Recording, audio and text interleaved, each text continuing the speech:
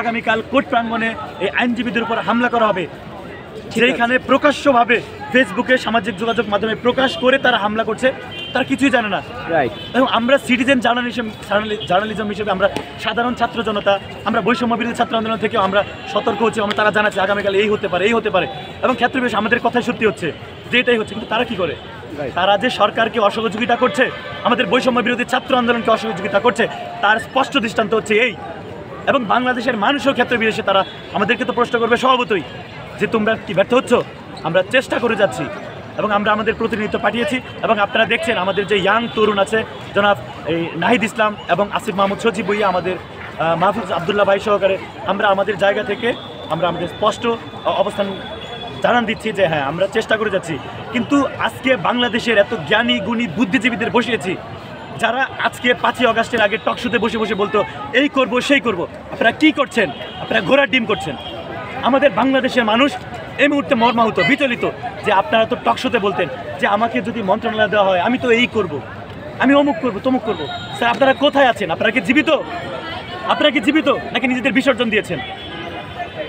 বিষয়টা হচ্ছে শেখ হাসিনা কি ডিভাইসগুলো দিয়ে মানে আমরা কোনো কারণে ফোন কোনো বাসায় রাখার পরে সেটাকেও অবজার্ভ করতো, আমরা কি হোয়াটসঅ্যাপে মেসেজ দেয় সেটাকেও পর্যবেক্ষণ করতো, এবং ডিভাইস থাকলে সেখানে অ্যারেস্ট করে ফেলতো, ডিভাইস বন্ধ থাকলেও। সেই ডিভাইসগুলো কি শেখ হাসিনা যাওয়ার সময় কি ব্যাগে করে নিয়ে গেছে না বাংলাদেশে আছে? সেগুলো মানে এই যেগুলো দিয়ে আসলে আমাদের দেশের মানুষদেরকে সবসময় পর্যবেক্ষণে রাখা হতো, ট্র্যাকিং করা হতো। এই যে জুলাই বিপ্লবের সময় আমার নিজের মোবাইলেও কিন্তু ট্র্যাক করা হয়েছে। আমি নিজের মোবাইলটা ফেলে রেখে অন্য জায়গায় গেছি, কারণ ফোন থাকলে আমাকে নজরে রাখা খুবই পসিবল। কিন্তু কথা হচ্ছে যে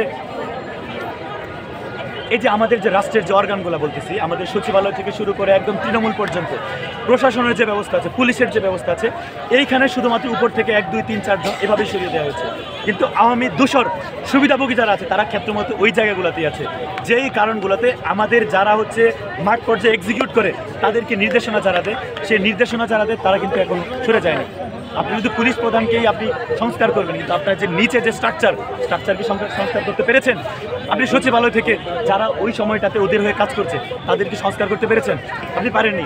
আমরা আমাদের অন্তর্বর্তীকালীন সরকারের প্রতি আমরা হচ্ছে আহ্বান করছি, আপনারা দ্রুতই ওই মন্ত্রণালয় সচিবালয় থেকে শুরু করে জেলা পর্যায়ে, মাঠ পর্যায়ে এবং হচ্ছে আপনার ইউনিয়ন পর্যায়ে যত জায়গাগুলোতে আওয়ামী সুবিধাভোগী দোসররা আছে তাদেরকে বাংলাদেশের স্বার্থে, বাংলাদেশের জনগণের আশা আকাঙ্ক্ষার স্বার্থে ওদেরকে ওইখান থেকে প্রত্যাহার করে নেন, এবং যারা দেশপ্রেমিক যোগ্য মানুষ আছে, যোগ্য নাগরিক আছে তাদেরকে সেইখানে। ইসকনকে কি আপনারা কি নিষিদ্ধ হোক সেটা কি চান কিনা? হ্যাঁ, আমরা বাংলাদেশের এই মুহূর্তে বাংলাদেশের প্রত্যেকটা ছাত্রের বলি, জনতার বলি, এবং ক্ষেত্র বিশেষে অনেক সনাতন ধর্মাবলম্বী ভাই বোনরা আছে তারাও বলছে যে ইসকনকে বাংলাদেশে নিষিদ্ধ করা হোক।